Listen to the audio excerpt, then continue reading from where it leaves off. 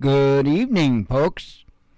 Wow, just as I was going live, I got some notifications. My phone isn't always the best up to date when it comes to notifications.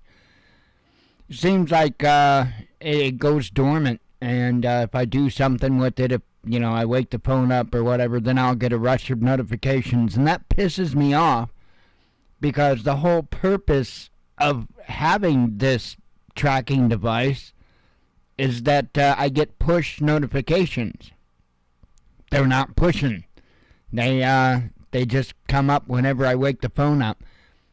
I think it's an Android thing, and I never have been able to. Android didn't always do this, but it's been for the last several versions, and I can't stand it. It goes to sleep, and then it won't get any updates until I mess with the phone, wake it up or whatever. Then all of a sudden, bing, bing, bing, you get all kinds of crap. So anyway, normally don't talk about this stuff on this show, but wow, that's kind of crazy with Lisa Marie Presley. That was definitely an unexpected death of the year. Wow. Also, in the news on my phone here is that there have been several sheriff's departments here in the state of Illinois that have came forward, including the county that we're in, has came forward and said that they have no interest in enforcing the new legislation that was passed regarding certain firearms, magazines, and what have you in the state of Illinois. From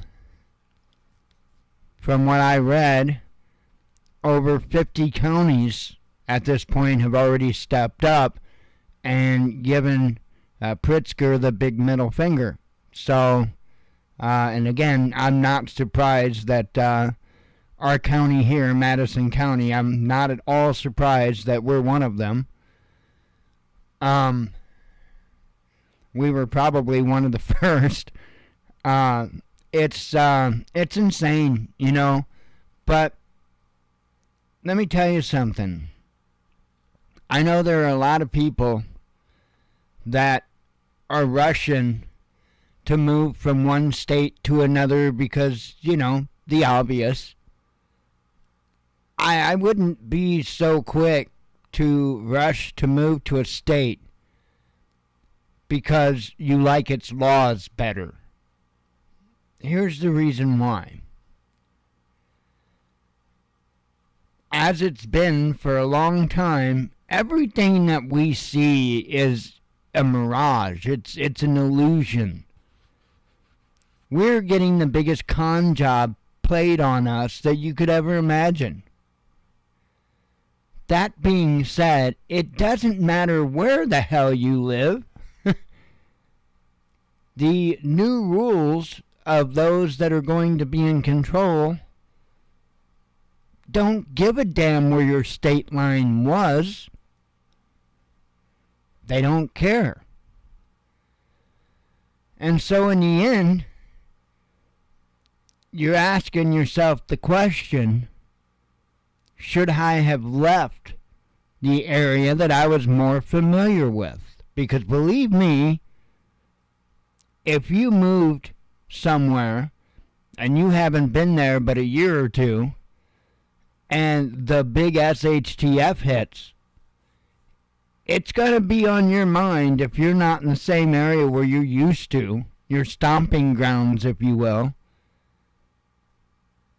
You're going to realize real quick that you don't know all those little hidey holes like you used to know. And that's important.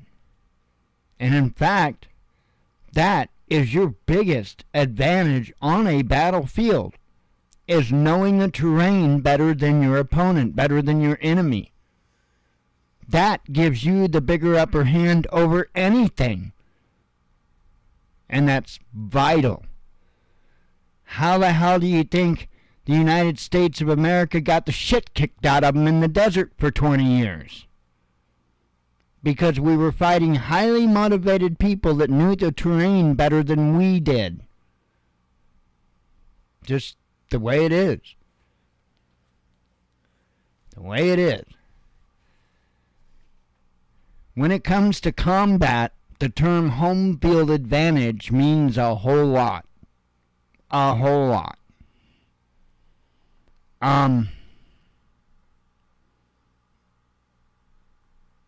Really didn't have anything in particular to talk to you about other than make sure you're keeping an eye on everything. Make sure you're doing the things to the best of your ability. More and more I get this feeling that we are in the calm before the storm. And that we got one hell of a storm coming our way. That's just the feeling I get. I've heard several different reports. I don't know what's true, what's not, and I want to say that up front. But I've heard that that there was a Russian ship that was sunk. Now, I know I typically get my news from RT, and they haven't reported that I know of anything of that. I haven't gone and looked because I haven't seen it anywhere else either. So I don't know that that's true. Rumor has it that they're all heading out to pretty much a particular location at this point in time. And it would seem, if that information's true, that there's likely a rather large operation underway, or about to be underway. I don't think NATO's going to stay at its current role for much longer. And I think that if Russia does make a big push, and I really do think that's what they're going to do, I think that's when NATO's going to choose to step in, and then things are just going to be uncertain anywhere. So, just keep an eye on things. Make sure you've done the things. Make sure you charge the batteries, all that. I made sure the radios were topped off again. Because that's important. I think I'm pretty well good on everything. I've got the EcoFlows charged up. I've got all the radio batteries and power packs in the radio bags. They're good to go. Just about as much as what I can get to good to go is good to go.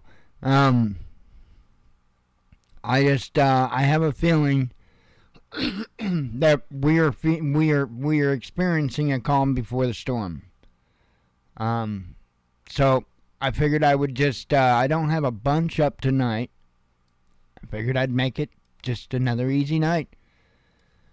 Make for an easy, relatively easy week. And I kind of it was supposed to be humorous, the thumbnail and the joke with the title of the show. Supposed to be humorous. New Zealand publishes list of disapproved names. So says here, New Zealand's Department of pardon me. New Zealand's Department of Internal Affairs has published a list of most popular baby names chosen in 2022, while also including the names most often chosen by parents that end up not being permitted by the authorities. Topping the most rejected list is the name King, which has held the #1 spot in New Zealand since 2009. Last year, the country's health authorities ended up turning down the name a total of 9 times. Other rejected names in 2022 included Saint, which was rejected 8 times, Royal, 7, Messiah, 4, Prince or Princess, 7, Sovereign, 3, Sire, 2. The list also features names such as Duke, Empress, General, Justice, Major, Queen, Rogue, Royal, or it's Royale, I guess, Saint, Soldier, all of which were turned down at least once last year. Registrar General of Births, Deaths, and Marriages, Jeff Montgomery, told local media that New Zealand has special guidelines in place to ensure that names given to children don't cause offense or are a reasonable length and don't represent an official title or rank. Okay.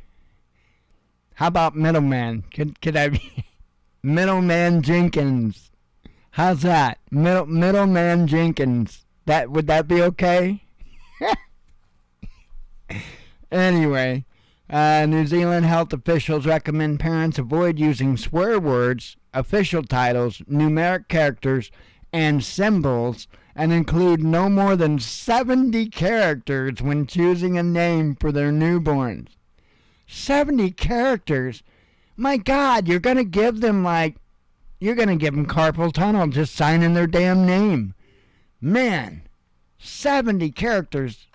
Out of your damn mind, Akeisha Jeanne, Sarah, whatever.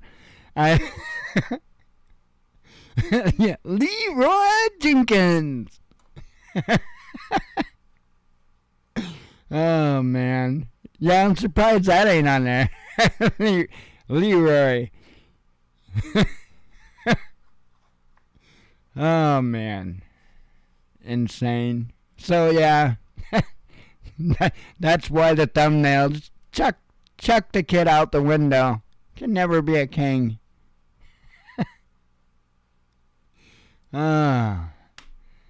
Insanity. Well, this is good news. You know, all the people in the World Economic Forum, they're concerned about us. It says so right here. A Davos elite troubled by cost of living crisis. They're clearly concerned about the situation that the average citizen of the planet is living in. Clearly. Just the title says it all. I'm sure that they've got answers. I'm sure they've got plenty of answers to help us live a more prudent life, especially at this juncture. As says the cost of living crisis, looming recession, and mounting debt are the biggest short-term threats facing the global economy, the World Economic Forum's annual Global Risks Report has warned. The world will hardly see any relief in the next 2 years as countries struggle with energy, inflation, food and security crisis, and the annual survey of 1,200 government, business, and civil society professionals published ahead of the Davos summit said. 2/3 of respondents suggested the multiple shocks stemming from the recent COVID-19 pandemic and an ongoing conflict in Ukraine will cause distress to the global economy in the near future, while 1/5 of the experts are forecasting catastrophic outcomes within a decade. We're looking at something that feels new, but at the same time eerily familiar, risk management leader for continental Europe at Marsh, Carolina Clint, told CNBC. No, see, that was just a bad New Year's party for your employer, and what they did, you know, all those people in a line, what they did, the whole nation isn't supposed to know how eerily familiar that was. So, anyway, so we see a return of some older risks that we had made good progress in terms of solving. Yeah, don't bend over and don't go to the company parties. But are now very much back on the risk map, she added. The cost of living crisis is seen as the most immediate risk, which is very difficult to accept as it hits most vulnerable populations. Governments are now really working towards mitigating that impact. Yeah, I mean, they're grinding the bugs up as quick as they can. At the same time as they're trying to protect from spiraling inflation and servicing historically high debt loads, Clint concluded. The authors of the report call for global cooperation and claim that if authorities fail to manage the current crisis, they risk creating societal distress at an unprecedented level as investments in health, education, economic development disappear, further eroding social cohesion. See, I told you, they're concerned about us. They're worried about our social cohesion. Right? In fact, that's what they've been trying to guide the entire time, is our social cohesion. Interesting. WEF Managing Director Saeed Zahidi, who believes that the world might be entering a vicious cycle, warns that in this already toxic mix of known and rising global risks, a new shock event from a new military conflict to a new virus could become unmanageable. Bull. There had to be an echo there, right? You had to feel the drama. Otherwise, it don't work. Hey, we got to use this big word here. The world could face a challenge of polycrises. Polycrises. That's one step up from ultra crises and two steps up from mega crises. The polycrises, that is the one to be concerned about in the near future, with overlapping problems, right? Because of the polycrises, you always got that extra toe with the polycrises, the extra toe. And highlighting resource rivalry as one of the biggest threats as countries have entered into global competition for natural resources. My fucking rubber tree plant, and I'll fight you over it.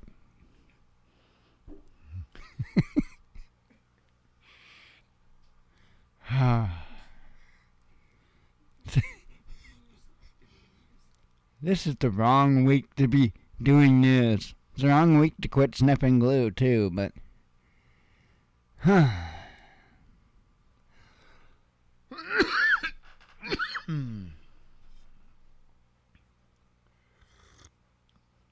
Well, the good thing is my last name isn't Biden.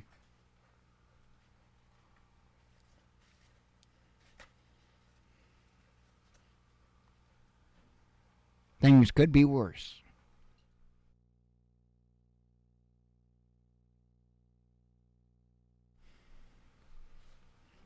All right, I feel much better, don't you?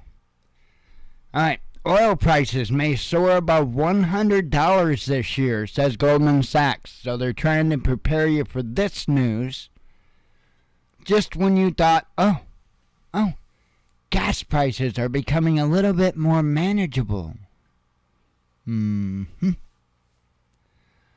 Strengthening global demand and China's reopening may push oil prices above $100 per barrel this year. Oil price reported on Tuesday, citing a recent forecast by Goldman Sachs. The U.S. Investment Bank expects Brent crude to trade at $105 per barrel by the fourth quarter of 2023, and says oil demand will surge by 2.7 million barrels per day this year. However, in the second half of 2023, the market may return to a deficit, economists warned. The forecast comes as China announced massive oil import quotas after reopening its borders and giving permission to 44 private refiners to import 111.82 million metric tons of crude, Bloomberg reported, quoting traders familiar with the issue. Oil prices surged by 4% on Monday on news about Asia's biggest economy reopening, giving grounds for expectation that strengthening growth in global demand would allow the OPEC Plus alliance to unwind its October production cut in the second half of the year. However, Goldman Sachs said if the market turns out to be softer, then the alliance could stick to its October cuts or cut production even further, given its significant pricing power. Although economists warn that markets will be tight in the first quarter due to a downturn in many wealthy economies, the bank still expects what it calls a new super cycle in commodities, saying they look to set to be the best performing type of asset by 2023. It's crazy. If you kind of pull apart what that's saying, sounds like they're saying, oh, it's going to be a good thing that you're paying off the charts prices for everything. That's a good thing.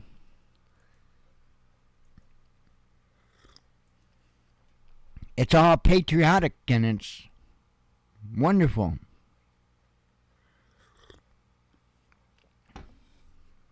You can say you took part in re-strengthening America.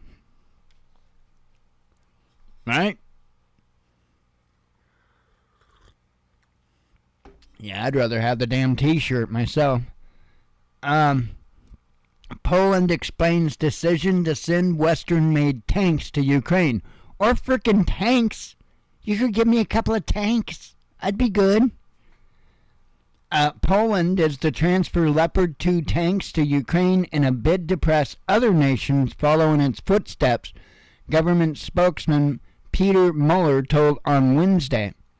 His comments came after Warsaw announced it would give a company of the heavy tanks to Kiev as part of coalition building. Speaking to the TVP Info TV channel, Mueller argued the transfer was a form of self-defense.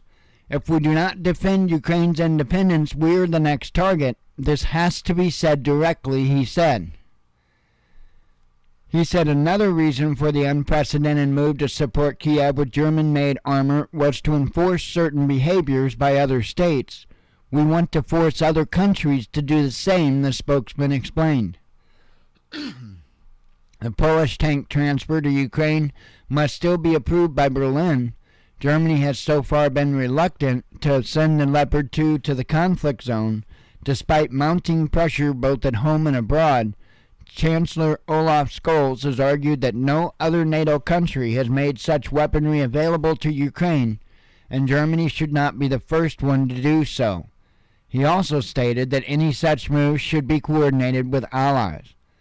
And I think that's what you're seeing happen. I think that's what they're doing is they're coordinating. This here says, Germany does not plan to supply its Leopard main battle tanks to Ukraine. That's what Christine Lambrecht told the German R&D media group on Thursday in the wake of Warsaw's decision to send German-made tanks to Kiev.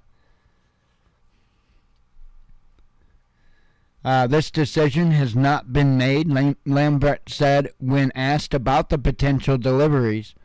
The question of such supplies does not arise at the moment, she said, adding that Berlin would not make the decision alone. Lambrecht did not rule out the deliveries completely, however, and in the times in which we live, we would be well advised to adapt to the changing circumstances, the minister said, adding that the right approach would be to rule out nothing. So anyway, they're going to give them the infantry or fighting vehicles, just like the U.S. is going to give them. But I have a feeling you're going to see the U.S. as well as Germany and possibly other countries step up very quick when it comes to giving them heavy battle tanks, because that's the next thing in line.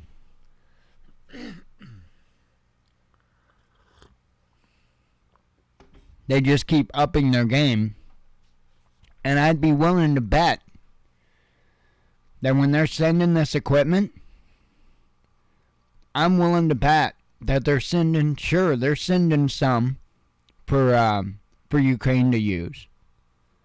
But I'll bet you they're sending them a ton more for themselves to use. And I have a feeling that this entire time that this conflict's been going on, that we've just been building up men, women, and equipment getting ready to go to battle. And I really firmly believe this.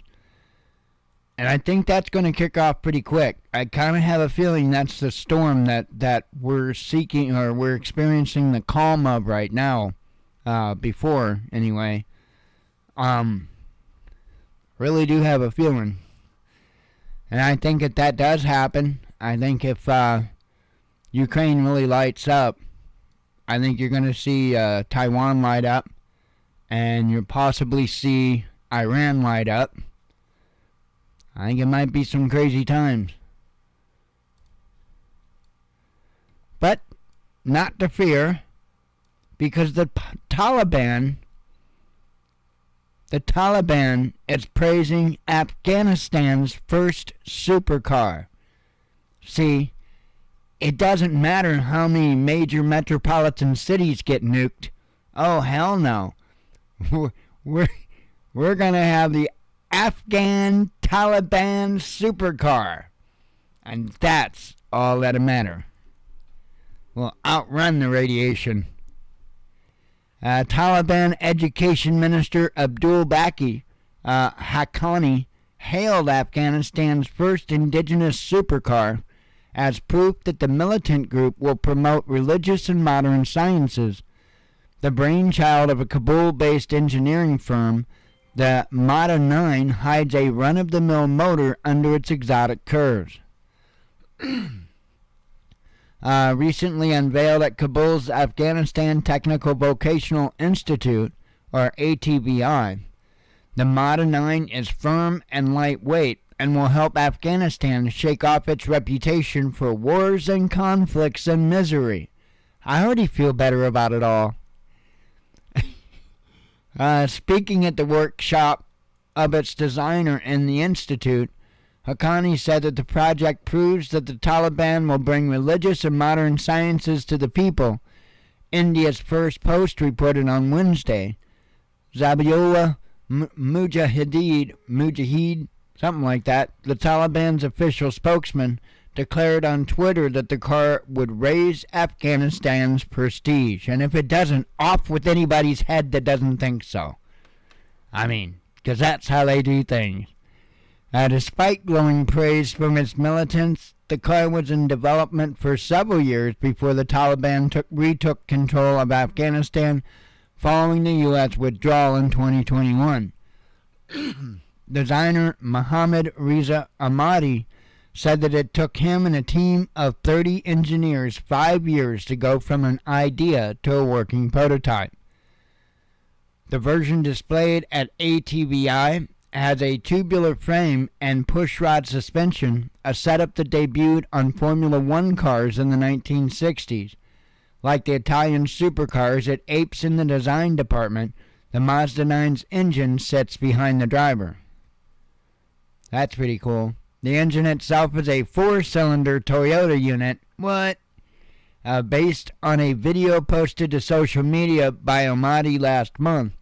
It appears to be a 1.8-liter 1ZZ engine which powered more than a dozen of the Japanese company's economy vehicles in the late 1990s and early 2000s.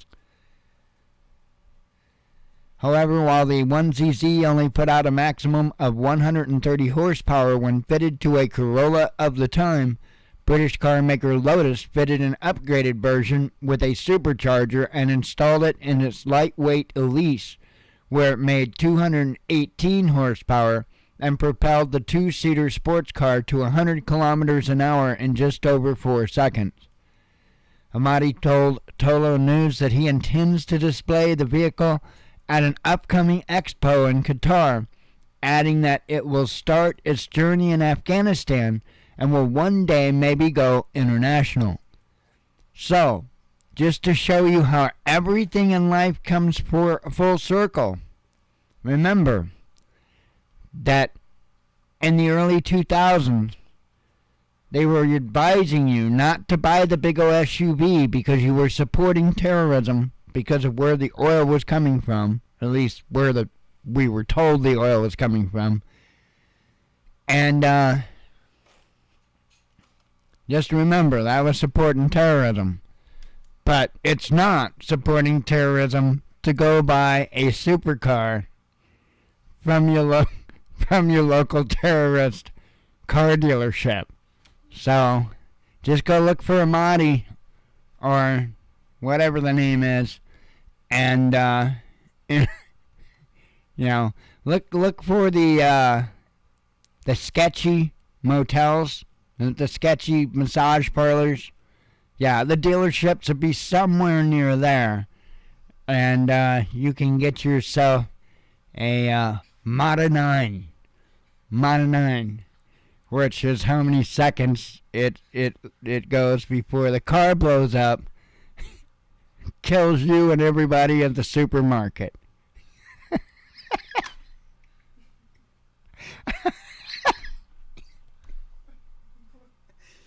So,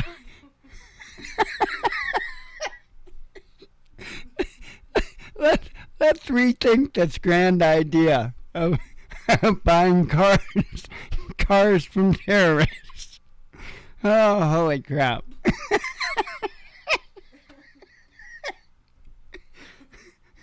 Oh. Sorry.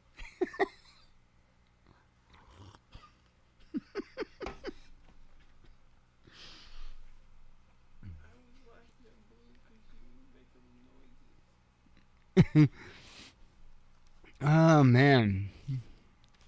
Alright, well, that just wasn't right.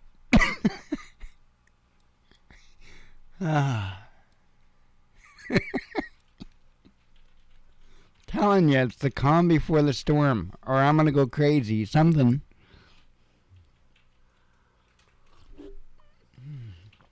Oh, man.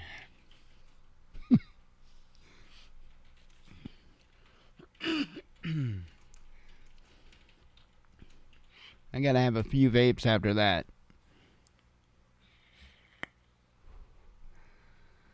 Huh.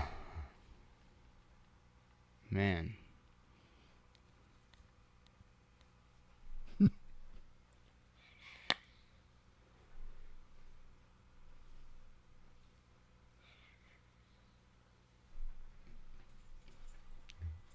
Car salesman at the dealership. Yeah, and put it in mall mode. You put it in mall mode, and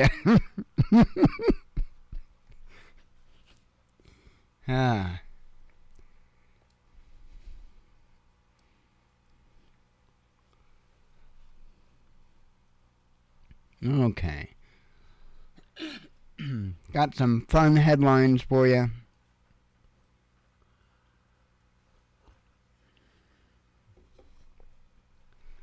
And I'm ready to end a week.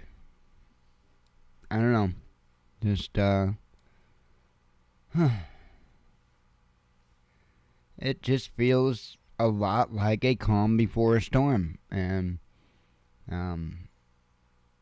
I typically, during calms before storms, get a little antsy right before the storm hits. Because I just don't do calm very, very frequently, as far as having that feeling, that sensation of calm.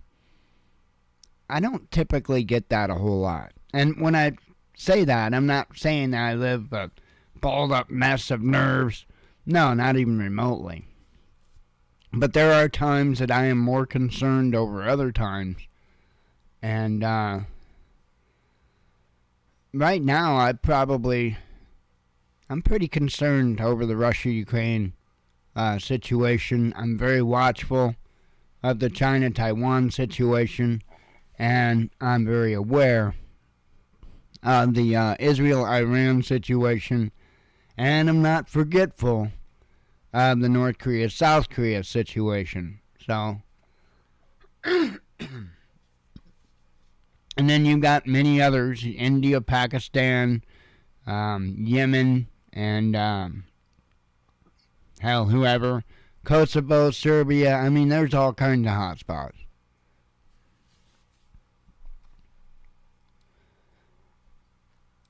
Hell, I might go pick a fight with the neighbor or something. I don't know.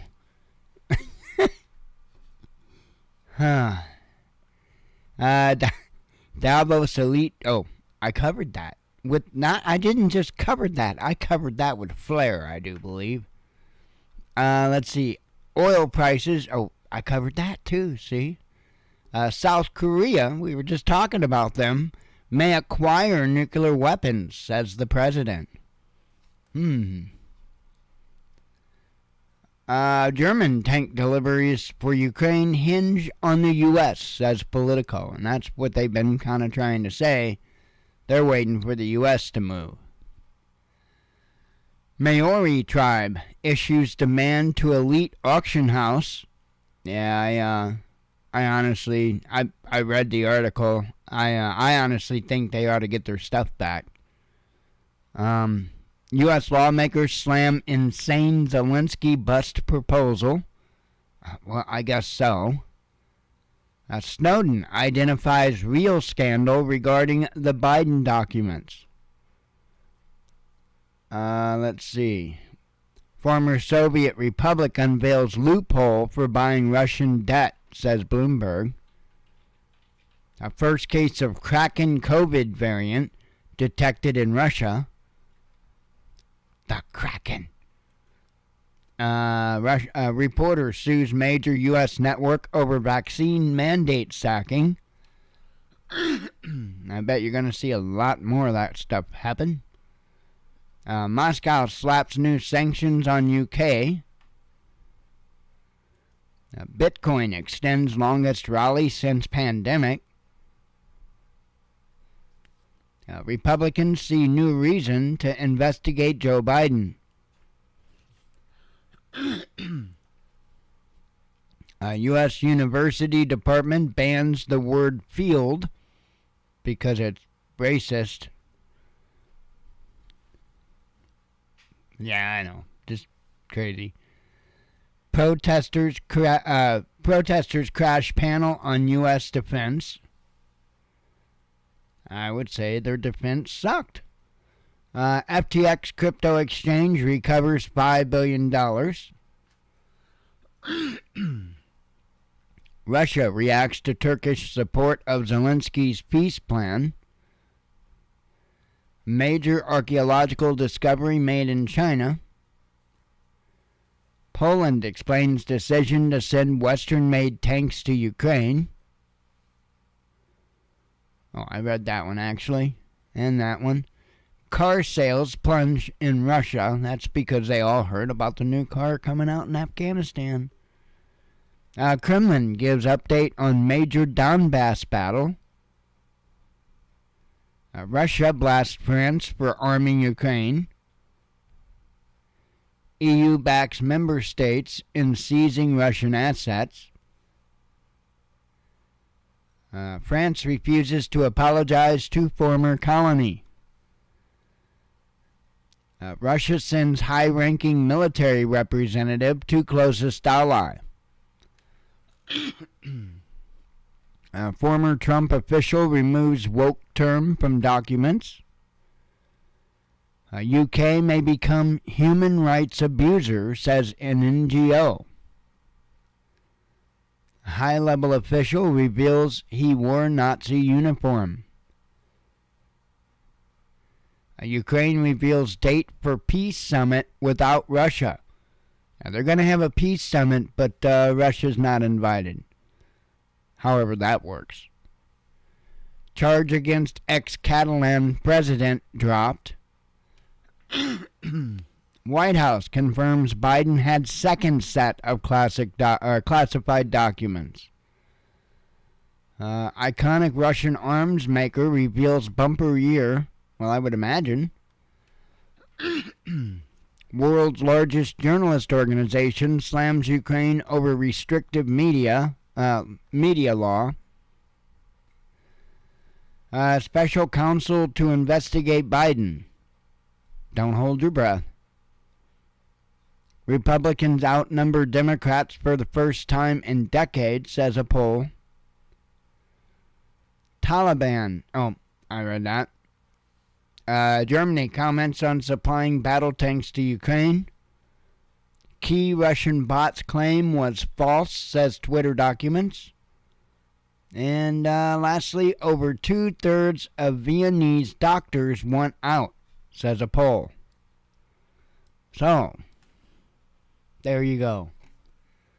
That's your news for the week. I'm going to shimmy out the door and chillax for a couple of days. So, I would suggest you do the same. Keep on your prepping though. Make sure make sure your batteries are charged. All that stupid simple stuff that you're gonna wish you did if you didn't. So just make sure everything's good to go. Everything's ready to access and all that. 'Cause this could get stupid in a hurry. It could really get real stupid in a hurry. So anyway, God willing, I will see all you cats on Sunday night. I hope you have blessed days until then. As always, God bless you. We love you. Be one with your spirit. Shalom.